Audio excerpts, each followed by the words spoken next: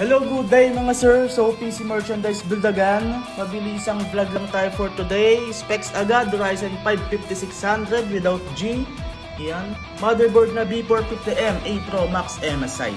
Ang laman natin, GPU, the graphics card RTX 3060 12GB na DDR6 yan. Editing working station, kahit anong gawin nyo, palagyan graphics card na yan. RAM na 16GB, 3200MHz, DDR4, RGB Force Delta for multitasking. SSD na NVMe 512GB yan.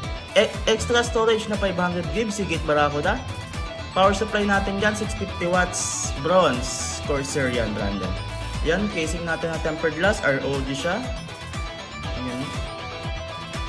Accessories, mechanical keyboard, DPI na mouse, at may kasama pang headset yan. Extended mousepad, mga previous lang yan.